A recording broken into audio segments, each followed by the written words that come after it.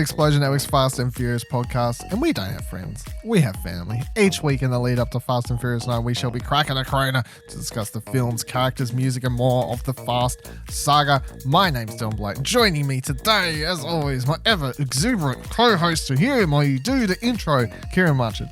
Dylan, you really got to check your intros. Your voice went from Shaggy to Scooby-Doo. Oh my god.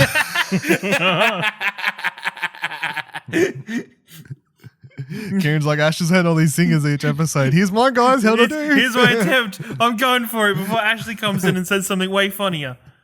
And also here, Ashley Holden. Dylan, you got the best crew in the world sitting right in front of you. Give them a reason to stay.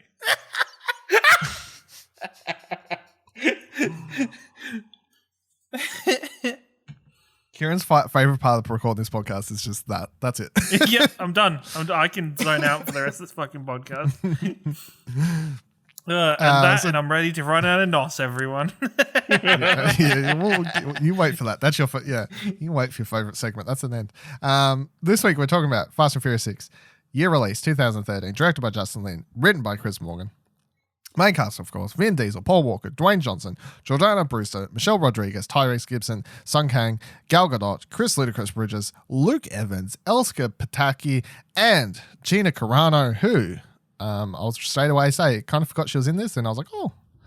Yeah, me too. Well, I just didn't recognize her, but now I do because of Mandalorian. I'm like, Mandalorian. Yeah, I bet you there's lots of people if they rewatch this. Yeah. Synopsis of the film is Hobbs and Dominic and Brian reassemble their crew to take down a team of mercenaries. Dominic unexpectedly gets sidetracked with facing his presumed deceased girlfriend, Letty. What a funny synopsis. It's like, gets sidetracked while facing his presumed deceased girlfriend, Letty. What a sentence. Why do I smell baby oil? You keep running your pie hole, you're gonna smell an ass kicking. You got the best crew in the world standing right in front of you. Give them a reason to stay. Our target's Owen Shaw, former Spec Ops soldier. For years, they've been running jobs in Europe, but it's our most recent job that graduated them to a whole new level. This is, I would say, my favorite Fast and Furious film. I think this is peak Fast and Furious. Like, this is the whole crew, the crew that everyone loves the most. This is the last movie where they're all together. Obviously, people start dying, this one disappearing, whatever else.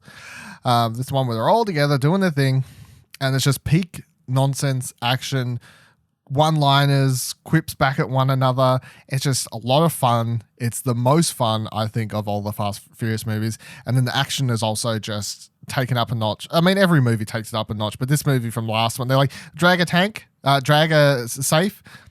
We've got a tank now. Drag a tank. We got a fucking plane now. It's 18 miles long of a runway, but it's fine. I don't care. Everyone complains and they're like, that fucking thing, it's ridiculous. I'm like, I don't care. It is fun to watch. I do not care how ridiculous it is, like how long that long way is supposed to be. I'm like, it's just, there's like such a great final scene, of course. Start with, though, I have to start and point out one of my favorite things about this movie, and the reason I think I love it so much is I remember sitting in the cinema watching this movie, and this is one of my favorite moments. Just the opening of this movie when it starts to like the music, when it kicks in with the song and it starts playing like the flashbacks of older shit.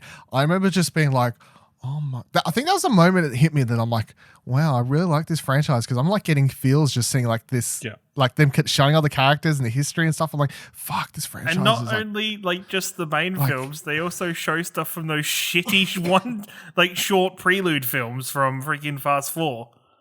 They all count, man. They're all it's all involved. It's like, oh god. I just rewatching it, I was like, wow. I was like, oh, fuck this movie. Yeah, no, I love this movie. I mean, that's my rating. This is my favorite one. Love this movie. Ash, how do you feel about this one? Yeah, it's fun. This is clearly where physics went out the window. But other than that, great, really fun film. Fun action. Good. I think the fights in this is where they elevated the fights, I think. Sure, they had Hobbs in the last film. I don't know. The last fight with Hobbs and Vin Diesel gets fucking wacky. That shit turns into a pro wrestling match very quickly. That's what I'm saying. For reasons.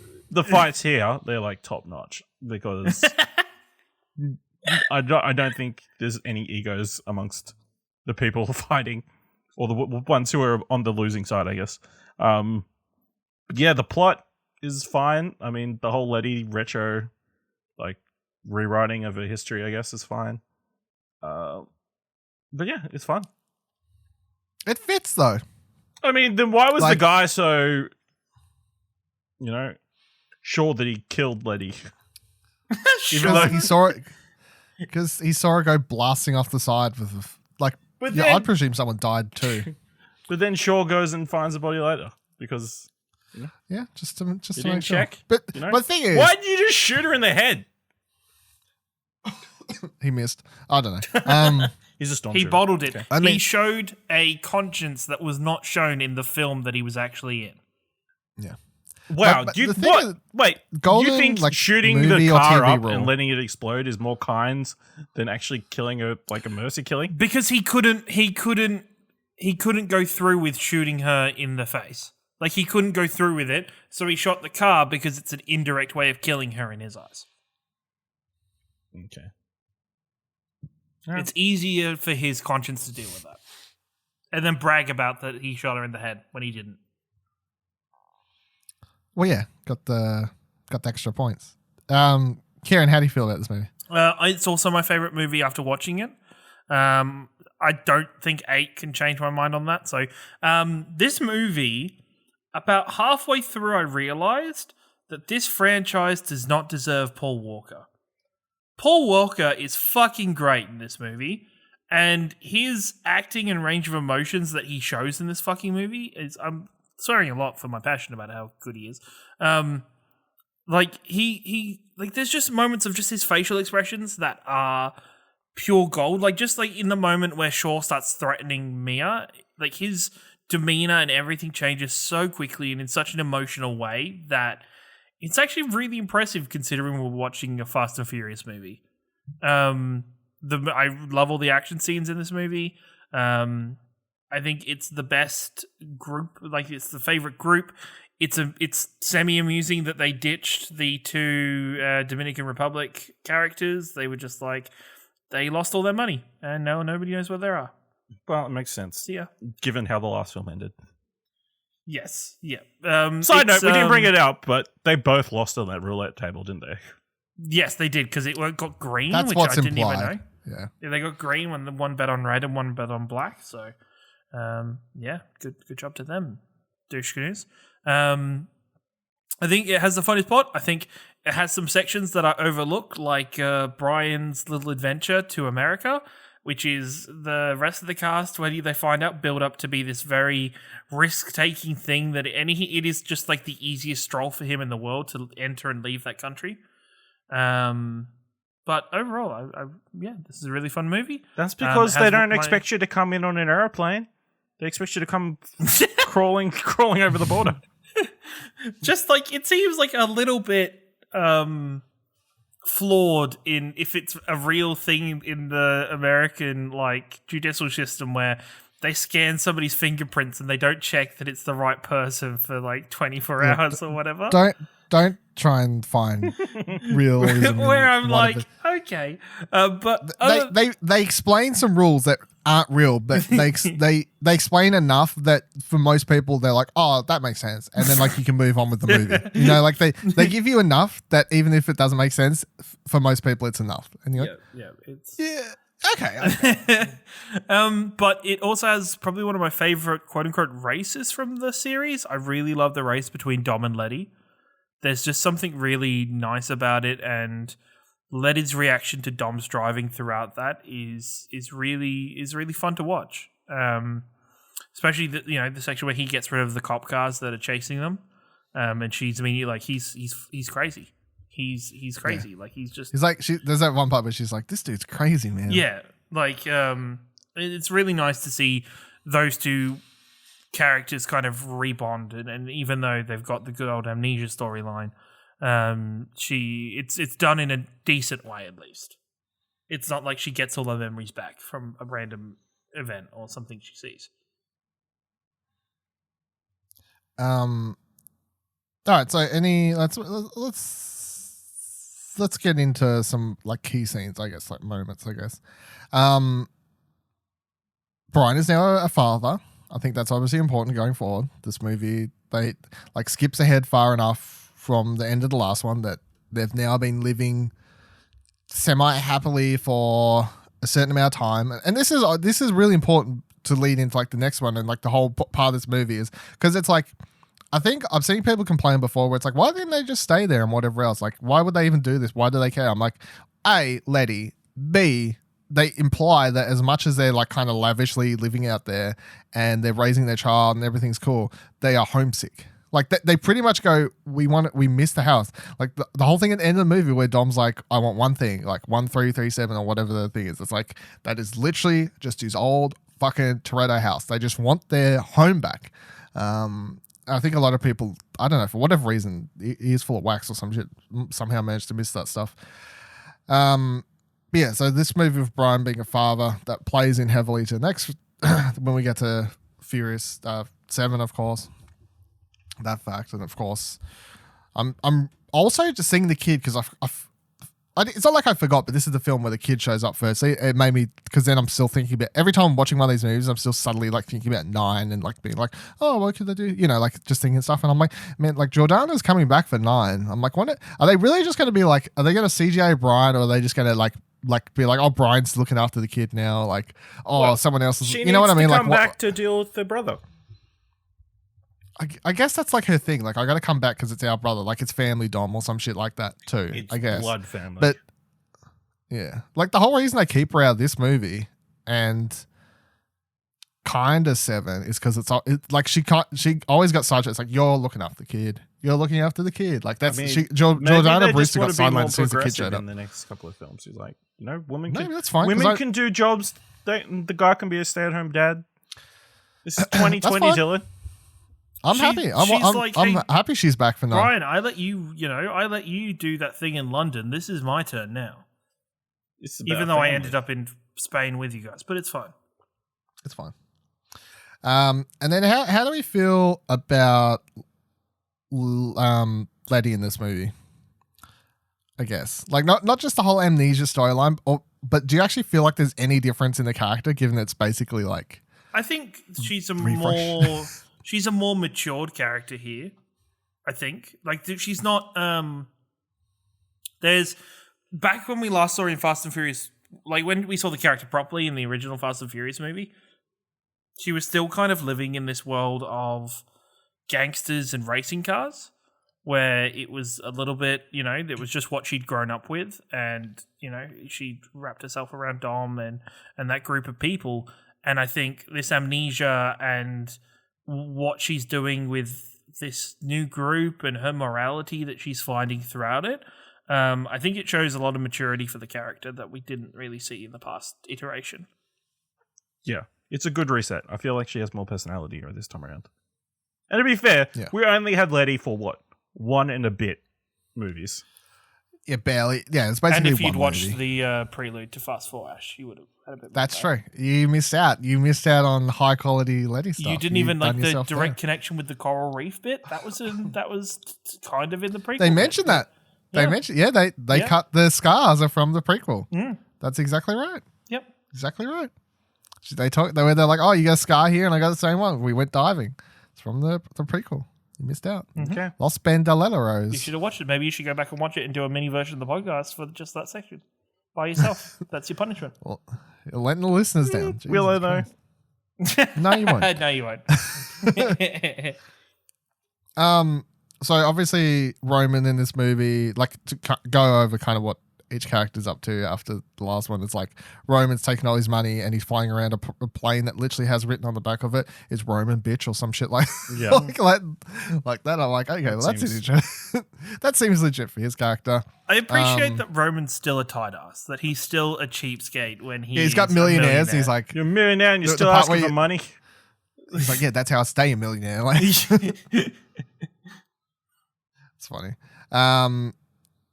Tej doesn't have a bit. It's just like he's the garage. It's like whatever. And then Han and Giselle obviously are they're my favorite like intro scene. You know, where they do the call. It's like we got to call up everyone to come in. I love how they're just like sitting there talking, and straight away they start playing into their romance stuff because like Han's like talking about, do you ever think about like settling down and stuff like that and doing stuff. And she's like, oh, that's what we are. I enjoy in this movie how they play into what you already know. That this movie's writing for Han is very knowing that we're leading into Tokyo Drift throughout the whole thing. Yeah. And it's very knowing that the audience knows that Giselle isn't in Tokyo Drift. Something's happened to her. So we're going to keep... She believes him? Or maybe she was in Tokyo Drift the entire time and we just didn't know I'm waiting for that to be the reveal. I'm waiting for that to be a reveal, by the way. She's got a coma and she's in a hospital and... That doesn't fit because... They're remaking her as a cyborg. It's Tokyo. That doesn't fit because Han in Tokyo Drift gets replaced by Scarlett Johansson because Gal Gadot is too expensive now. Wow, no. I hate everything that just came out of your horrible mouth. Yeah, but I love that part. And they pull out their guns and do the back-to-back thing and like gets a phone chucked and it's like, it's Dom. Like, it's like you such would an think epic, there would be an easier way of- to get in contact with them than to send the Tokyo or whatever police after them. No, man, they don't have phones. like They're Hong smart. Kong. They're on the run. They ain't carrying around guns. You know? Oh, you could have like gotten a guide or something, like one person to go say, hey, listen, got a phone call for you. No, it's going to make a theatrical, impact. Yeah, it's cool. So then we get to... I want to talk about Gina Carano for a little bit and the big twist there, which I find quite funny.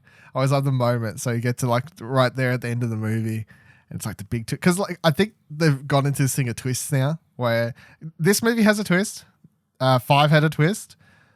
7 doesn't have a twist that I can think of, unless I'm like missing a slight one. The But twist not is to that spoil- Shaw wasn't a bad guy all along.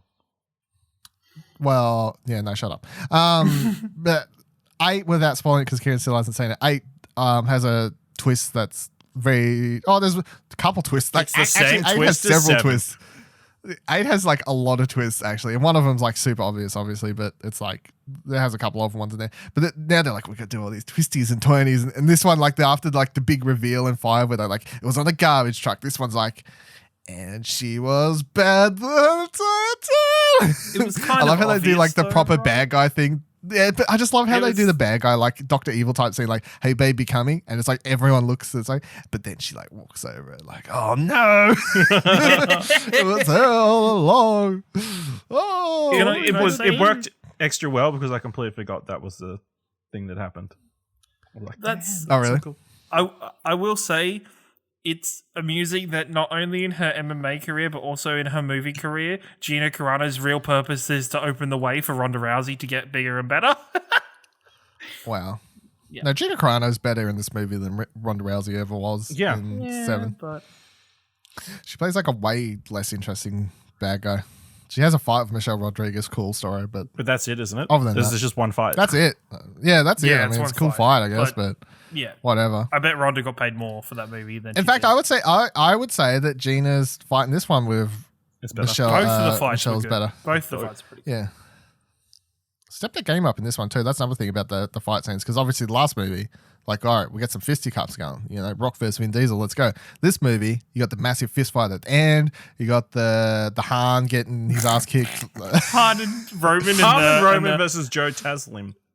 No one needs to know about this. Like just them It's like- two. Just I like how he says that, and then Han's just like, you see his eyes, like, can't look at him, and he's like, just like nods his head slightly. Like, yeah, no one needs to know about this. Damn right. You have that fight, and then obviously the Riley versus Letty. Letty fight. Yeah, mental blank.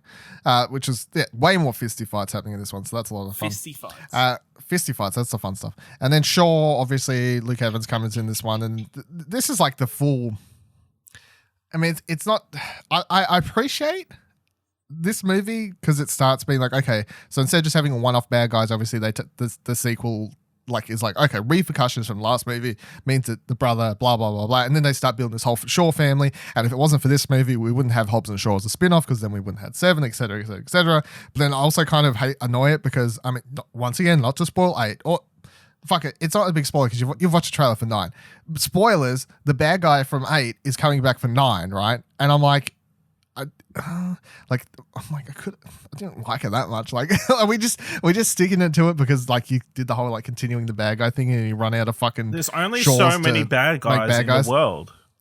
There can only be so many Shaw children and Toretto kids, you know? They keep adding them. They could have just had Helen Mirren like be the proper bad guy for one of them. It's fine. Should have gone hard. But yeah, Luke Evans as Shaw, I think is a fun bad guy, and obviously his whole group of bad guys is really fun in this movie because they're the only group they face that's like equal or better than them really at the start. Like they get their ass handed to them, of course. Like they're really good in their cars. They're really good in like hand fights. They're smart. They've got like a team that's like them. They literally have a scene where they're like, look, Brian, when'd you get this? When'd you do the photo shoot? Like even before that, in the initial the Interpol robbery scene with the woman, the blonde woman in the flip car, I was like, hey, that's like the opposite version of Brian. Yeah. Like I'd already made that connection then, and then Roman points it out. It's yeah. Also, I think Roman and Tej take some pretty gnarly fucking crashes in that scene, and then there is nothing, like no obvious not even damage or bruise or reference to it in the next scene. They're both fine. Not even Brian's like, man, I hope he's okay when he's driving. He's like, nah, that'll be fine. Also, shout out to in that race scene or car chase scene, whatever we're calling it. The fact that Brian, like, with that tiny thing on the side of his car, and just do like the most perfect maneuver of like slightly tapping the brakes, swinging it around, tapping and like sliding that thing off, and then accelerating out of it. He's been there, done that. He's not no more of this EMP bullshit stuff messing with my car's electronic. Like, yeah, it's great, and it's a good reason to get those classic cars in. It's true. It's funny, those electronic things, which in this movie you could take as a callback to 2, because they weren't even real when they made 2. Like, yeah, the idea of those car type things doing that was just fiction in 2, whereas these days I think it's more like, I don't know, like I don't know if I've seen something where it's like either they were prototypes or it's closer whatever, to reality. I don't think they've got such a thing yet, but yeah, like properly. But I've seen like it's an actual prototype type thing these days, at least because I saw that somewhere. So yeah, but it's funny how in the second one that was like complete fiction, and now in this movie it's like, well, it's a callback to that one, but it's not like it has to be a callback because it's fiction from the second movie. All right, so in the family, just to update the tree as we're going here. Letty returns to her family. Everyone update that. Everyone have a clap. Yeah. And Giselle's lost to the family. Sad. Do you honestly think? Is she though? But B, do you think this is possibly their biggest regret because of how massive Gal Gadot is now? No, their biggest regret was killing Han. Well, killing Han for very different reasons. Like killing Han was a character choice and for fans' choice. Killing off Giselle meant they lost Gal Gadot just before she became. Well, does she become massive. Wonder Woman if she's in Fast and Furious still? I feel like you could do both. The Rock does about 20 action movies a year. Somehow. The Rock's going to be in Black Adam as like himself. Yeah. Are you saying that she couldn't do 2 big franchises? No, I'm just thinking schedule-wise. That's all. I reckon they'd make it work. Like lots of big franchises make stuff work if it's, you know, like, that, and you want it for this period? Okay, we'll shoot this movie. Do you here. think Zack Snyder went, hey, she's unattached, that's more incentive to get her into the franchise?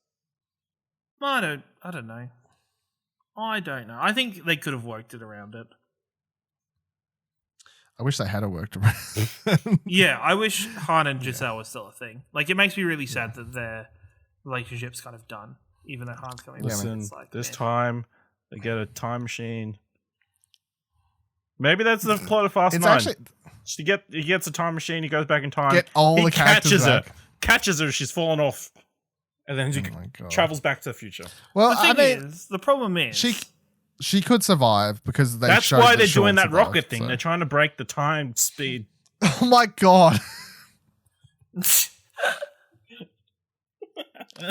Jesus Christ. I mean, I'm going to say now, if they magically somehow get her back for this one or the last one, I'm going to be okay with it because at this stage for Fast and Furious franchise is not a franchise. I'm going to get annoyed about them bringing back characters not sticking to at the minute. I've only accepted that Jesse and Vince are dead. They're the only 2 characters that are properly like dead from the main family. You gotta see some bodies. You know? I don't know. Jesse was only bleeding on the ground. He could have lived. No, if you die in the first movie, it counts because that was the most serious. Like they're the rules, you know. You're stuck on that one.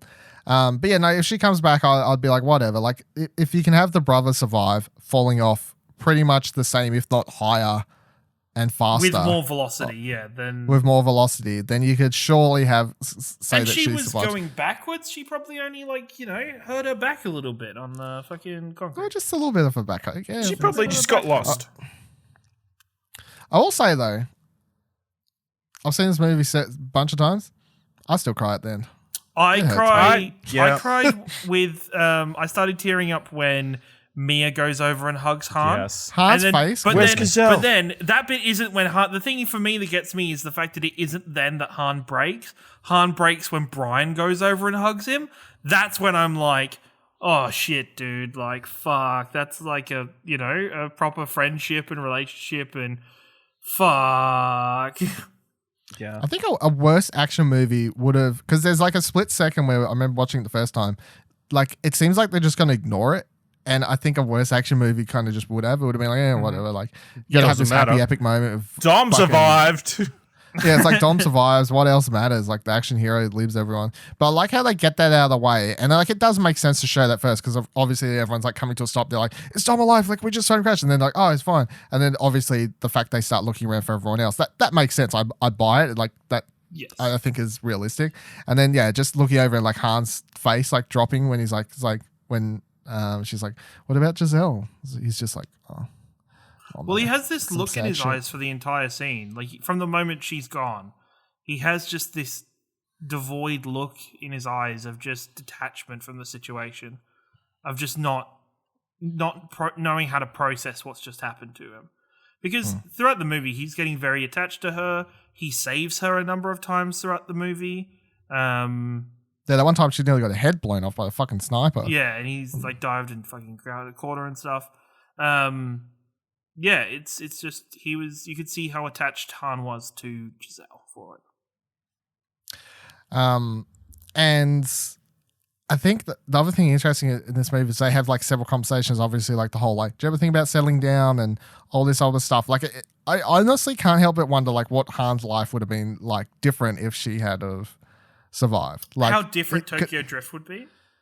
Well, if he would even be in Tokyo Drift, like if she survived, do they not potentially like it's because it sounds Should to they me go like to Han Tokyo, is but actually like not get out of the scene? yeah, like what you're get out of the criminal like underground scene and just like kind of live. But then they also play out in this movie the idea that Giselle isn't down for that, or at least it isn't fully understanding what Han's trying to say. Because it sounds to me like Han's saying like, She let's gets get it out by of the life. end. She gets it in the section after the tank. I don't think she does because No, because she's like, do you want to settle down?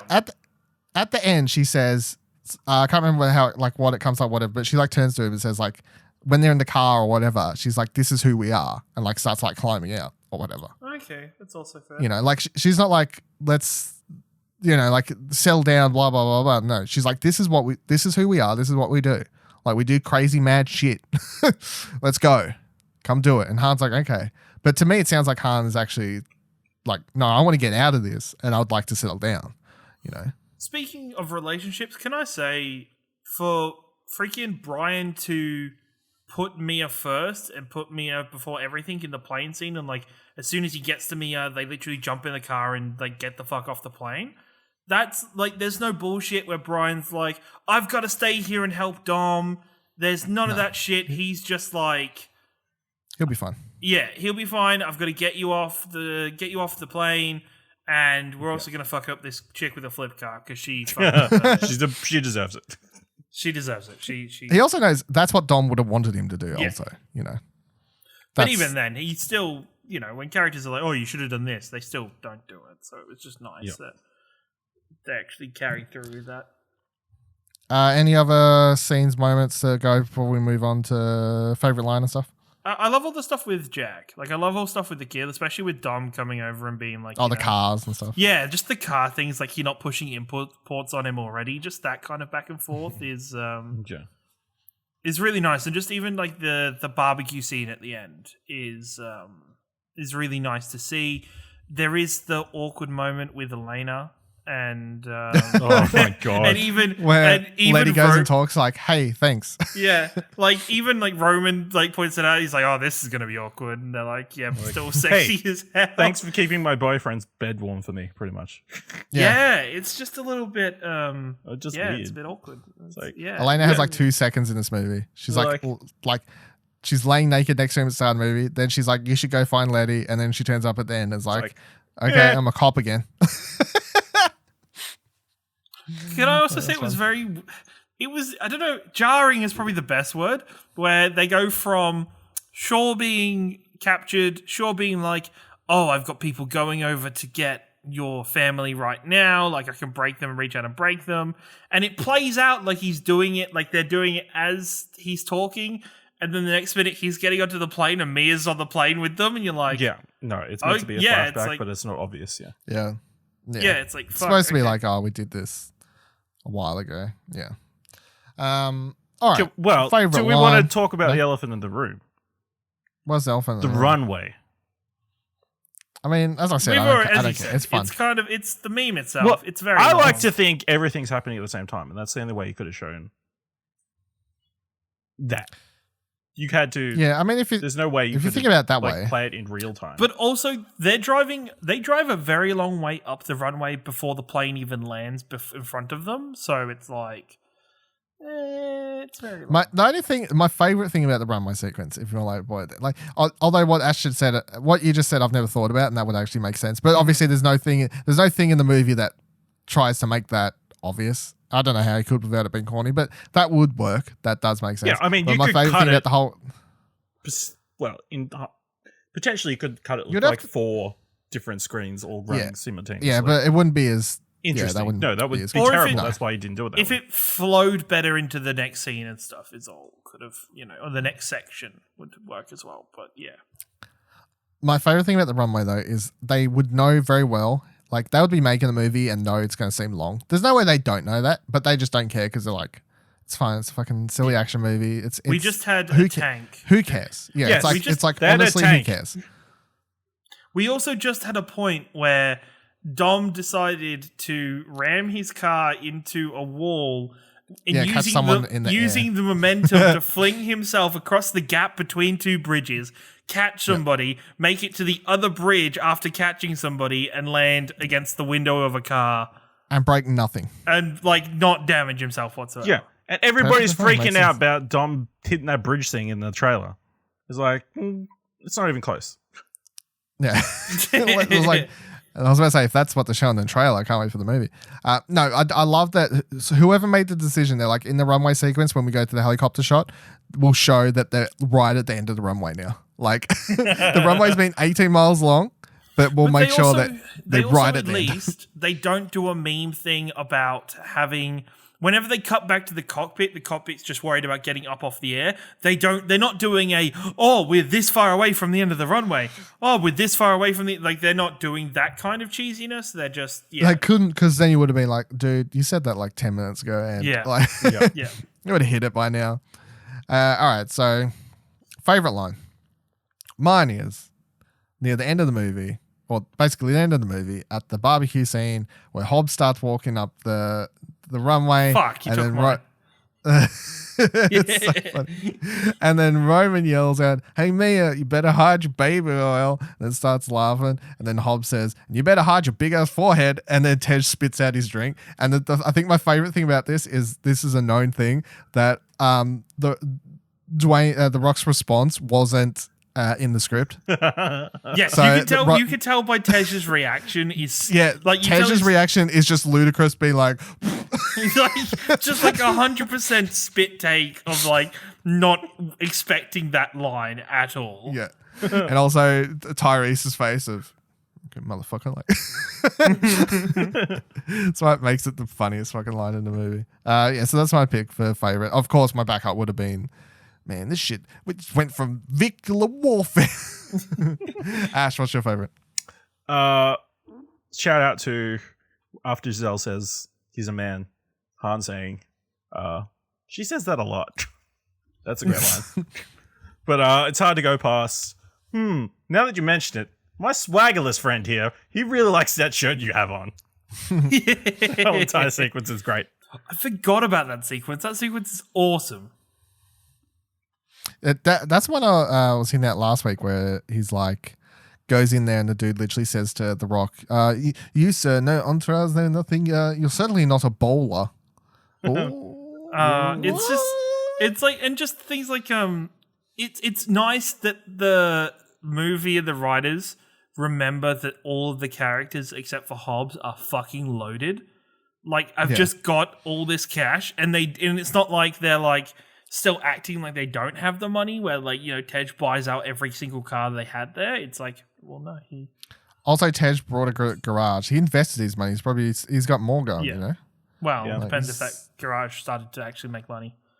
I'd assume it is. He's a He hustler. said he didn't you know? want to make. He said he wanted to be a place where everybody can come. And also, it's he one of can the hack cars. he can hack ATMs to spit out money. That's true. I give back to the Man, people. used to be a Robin Hood. Yeah. Back to people. Karen, what's your favorite line? Has anybody got a plan B? Never mind a plan B. We need a plan C, D, E, F. We just need more alphabets. Like, I just love Tej in that moment. Just That's a good line. I appreciate that one. All right, getting into the mix, of course, adding 2 songs each. Maybe less if there's duplicates, but that's fine. To our Ultimate Fast and Furious playlist, my picks are, of course, the opening song, because I already said I love that opening sequence, so I have to pick the song. We Own It, 2 Chainz and Wiz Khalifa. And then my next one is Bowl, T.I., Lil Wayne. Because also when this movie came out, this was like kind of T.I. Height for, like, I mean, he was bigger before this, but I think this is when he was like more mainstream. I would say popular. T.I. was around this. I think this was like, you know, Rihanna and whatever that fucking album was called, like, was just before this type thing. So at the time I was like, yeah, this T.I. shit has to go up. So now I have like a soft spot for that song.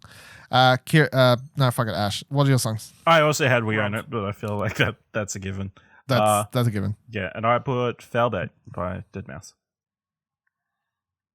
and Cypress Hill. Give Cypress Hill some love. Featuring Cypress Hill. Thanks, man. Karen. I have to first say, I think this is my favorite soundtrack that we've listened to so far. Of one of the movies. I think some of the other movies have had slightly dud soundtracks. But I didn't have We Own It. I have Rest Then of you're My wrong. Life with Ludacris, Usher, and David Guetta, and Mr. Chicken by Deluxe. Because it's something Mr. Chicken. it's something completely different from the rest of the Fast and Furious soundtracks, which I love and appreciate. Man, I don't know. Like, I really like next week's soundtrack, and I really like the week after soundtrack as well. 8's I'm not the biggest fan of, but anyway, we'll get to those soundtracks. But this is up there for sure. Anyway, I'll do it, of course. Thank you for listening. It looks like we are all out of NOS. He said it. Jesus Christ. You can follow us on Twitter by heading to explosionnetwork.com/Twitter and find all of our Twitters right there. Easy way to follow us. Next week, we are discussing Fast and Furious Tokyo Drift. It's the next one after this movie, but also it's about 10 years before the time, I think it came out like 2005 or something, so close to nearly 10 years later. So make sure to watch Fast and Furious Tokyo Drift before the next episode drops. And importantly, Tokyo Drift, remember that hashtag justice is coming. Father, thank you for the gathering of friends. Father, we give thanks for all the choices we've made because that's what makes us who we are. Let's forever cherish the loved ones we've lost along the way. Thank you for the little angel, the newest addition to our family. Thank you for bringing Letty home. And most of all, thank you for fast cars. Also, is it that?